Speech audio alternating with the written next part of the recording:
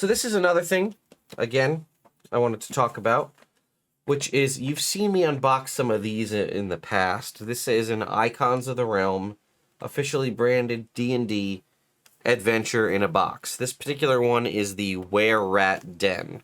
And you can see on the back here it says, upgrade your D&D gameplay with Adventure in a Box, Were-Rat Den. Inside you'll find 6 pre-painted miniatures, 10 different camp dressings, and a 2-sided slide-together tiled battle map to build out your own Were-Rat-themed adventure.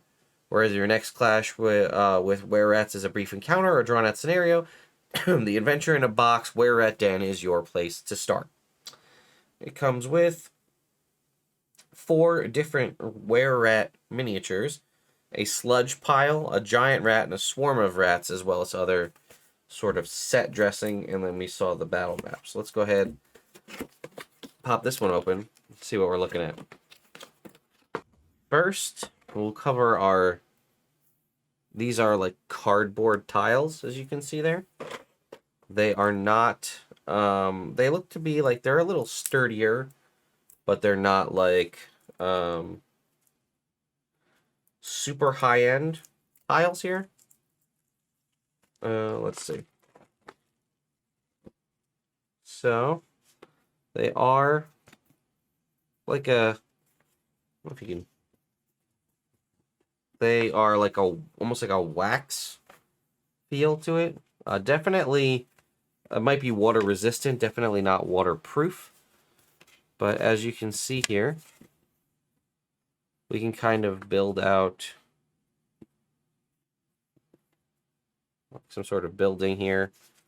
Flip it over. You see we've got the outside sort of building. We got 4 of these to make, you know, whether an inside or an outside sort of encounter battle map. Then inside our first clamshell, we have the set dressings themselves, which we can go back to our miniature camera and show off some of them. We have sort of like treasure pile, you can see there. Yep. We have a stack of crates. We have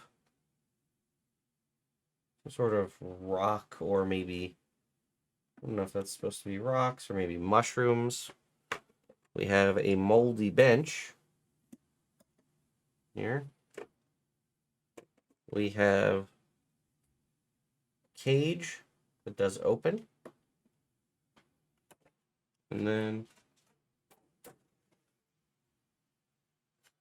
a giant mound of cheese, I guess. And it's Were-Rats. I guess that makes sense. And then those are sort of set dressing pieces. Oh, there's more than I feel like they showed. Okay. Oh, there is a little bit. This is like an adventuring like gear pile. We see like swords and shields and stuff. And here is our sludge pile. Okay. Now, we'll remove all of the set dressing pieces. We take a look at the actual miniatures themselves. So, we have, we'll zoom it in here. We have Were-Rat 1, Were-Rat 2, Were-Rat 3, and the chunky strong boy Were-Rat here. I'm going to zoom that out a little bit. We have, I guess, old man prisoner guy with the ball and chain. We have pile of rats on skulls. We have giant rat there, as you can see. Zoom that out. We're gonna turn that a little bit. See if we can zoom that out a little bit more. And then swarm of rats.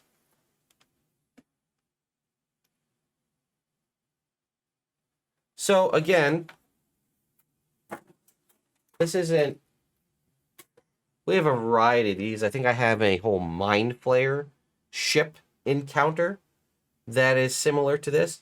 Now again, this is the official Dungeons and Dragons branded adventure in a box, which is cool, but as I've stated, and I'll drive home again, horribly named in that the adventure in a box contains literally everything except the adventure, right? You have all of the miniatures and the map, but no adventure to run. Excuse me.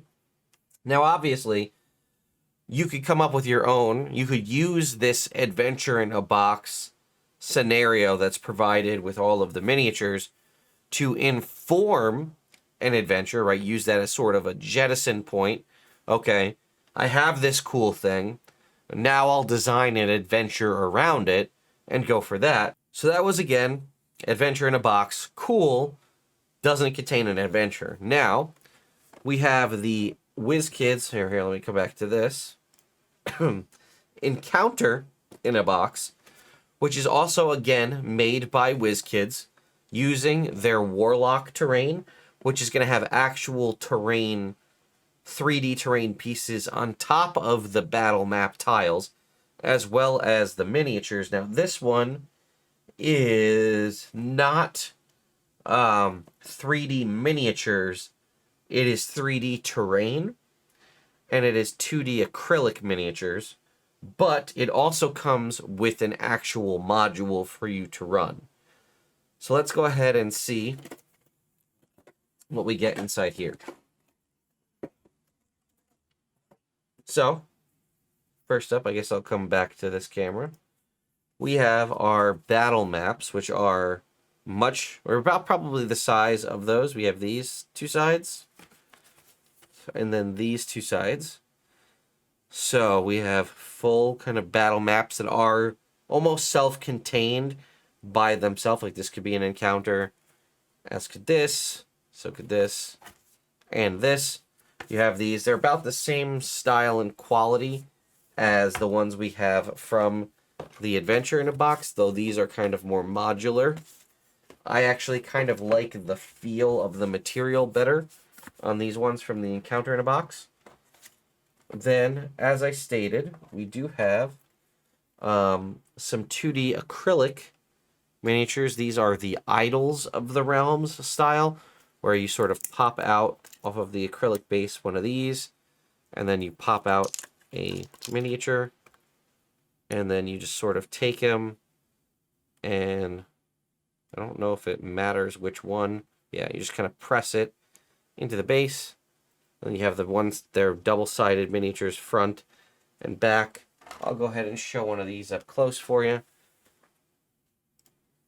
so you can see. They also have improved the quality of these quite a bit, because if you remember my original review on the Idols of the Realms, they were horrible in that the plastic film that these come off of used to peel off all of the paint off of the miniatures, which led to a massive delay in their actual widespread production release.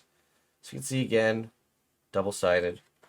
We have this gentleman here, as well as, where did I just put all this? Did I lose them already? We have, we have two more kind of guards like him, a sort of like maybe a waitress or something, and then a dog. We have some Warlock terrain. We have two corner pieces here, as well as a wall piece. So if we want to go with like mixed medium here with our 2D map as well as some 3D terrain, we also have, a great idea to get is to see how you feel about the Warlock terrain pieces. We also have a door option here for a single prison door. Remember, this is Prison Break is the encounter. And then we have a double prison door. It also does include Did they change up the clips? These are wall connectors. So we do have some wall connector pieces. These kind of go, you can see there's a little keyway there, and they kind of connect in like that. They used to use actual clips. I guess they might have changed that. And then we also have one 3D miniature here called the Sheriff. Here is the Sheriff miniature, which does come with a clear base in this bag that you can glue to the bottom of the Sheriff miniature there.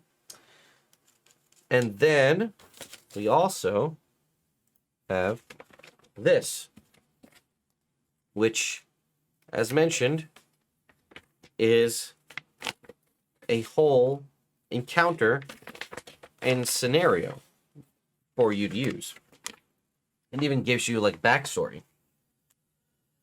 So it says, Prison Break is a standalone scenario designed to be used with your favorite fantasy role-playing game rules.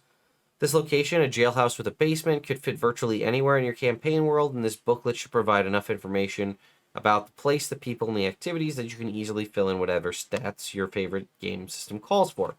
So it is technically system agnostic, right? It is not tied to Dungeons and Dragons specifically. I think it's obviously geared a little more towards that, but you could obviously use this in any fantasy game or anywhere you want to have this style of Prison Break, or just again, you can be using the terrain to run something else.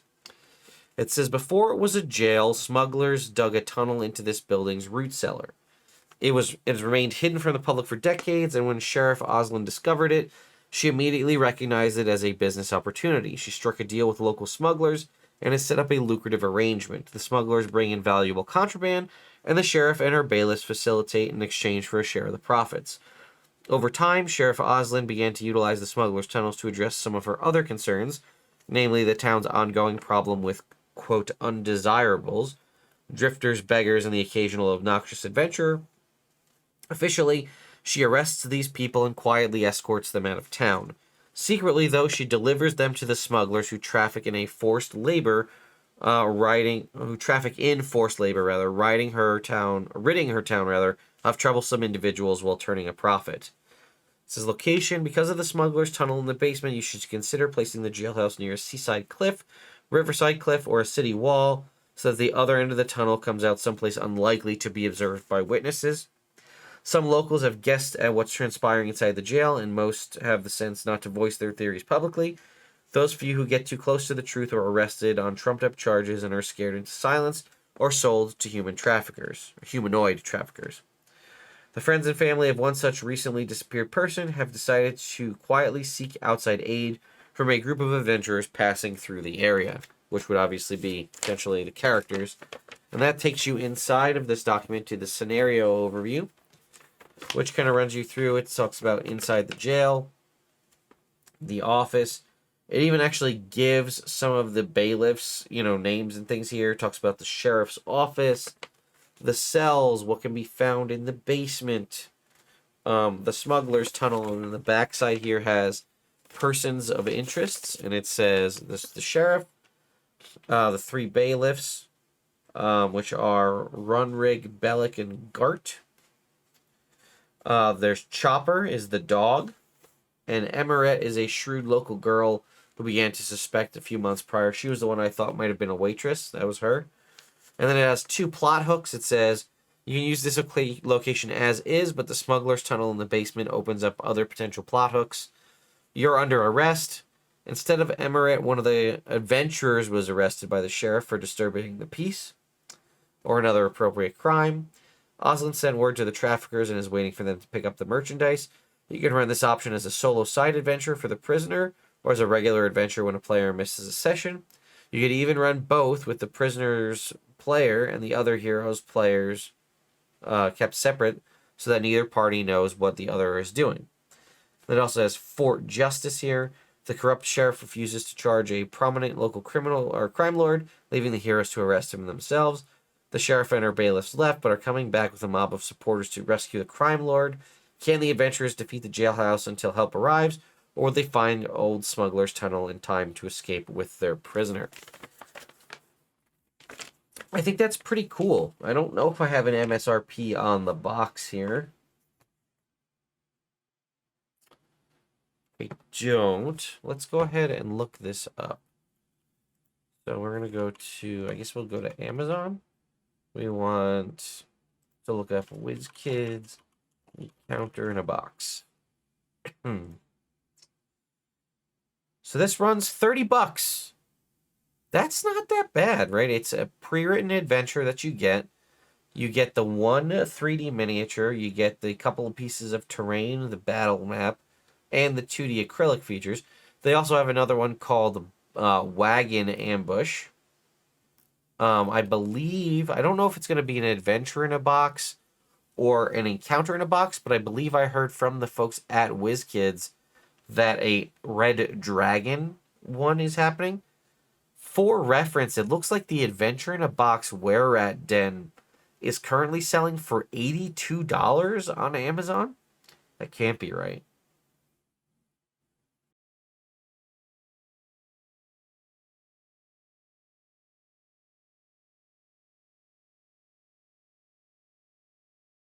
What? It is listed as 100. The Were-Rat Den is listed as $100 on the dndmini.com website. For those of you that don't know, that is like the official WizKids miniature website. They are listing that Were-Rat Den that I went through as $100. That's insanity for that price. When the Mind Flayer Voyage is only $80. Granted, that comes with, actually, I don't, we can unbox that. I have it behind me, but I think you get more out of that. Oh, they do have the Adventure in a Box Red Dragon's Lair. It's on pre-order. Now that's $100, but it comes with a dragon. This is insanity. What? Okay, here, hang on. Let's go ahead and pull it up, right? So here is the website, right? Here is Adventure in a Box Were-Rat Den, $100. You can see that. Here's the Goblin Camp. I think I did this one before, $100. Now look at the Mind Flayer Voyage, okay? It comes with the same sort of stuff you're going to get with, you have like the 2D maps, right? Which are clearly like the spaceship, right? The Nautiloid. But look at the miniatures. You're getting a Mind Witness, Intellect Devourers, a couple of Mind Flayers, get Yankees and Pods, different things. That's only $80. And for $100, you can get a dragon. How is this the same price? Look at this, okay? This is interlocking layer map tiles, a dragon, 5 kobolds, a treasure hoard, stalactites and stalagmites, and a clutch of eggs for 9. And again, I can't tell the scale, but the model of this red dragon looks beautiful. It's a young red dragon. Okay. All of that for $100, which is the same price as the Were-Rat thing we just unboxed. Okay? Now, as for reference, the Encounter in a Box, which I went through, which again did have the, the 2D acrylic miniatures, but also had the bigger battle maps as well as the actual Warlock 3D terrain, along with an actual adventure module, is $30 instead of $100. Given that, Encounter in a Box, 100% the way to go. You gotta go Encounter in a Box, I feel like. Or at least pick and choose the Adventure in a Box you're gonna take, because the pricing just seems absurd to me.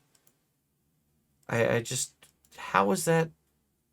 How can that possibly be the same price when one of them gives you a dragon and the other one gives you a couple of were-rats? It looks like as it stands, there's currently only one other adventure in a box or encounter in a box, and that is the Wagon Ambush, which comes with a horse, a cart, a couple of logs, and 2 like pack mules. But that is also $30 and comes with a pre-written adventure. Man, I don't know. That doesn't make a whole lot of sense to me. The pricing structure seems way off.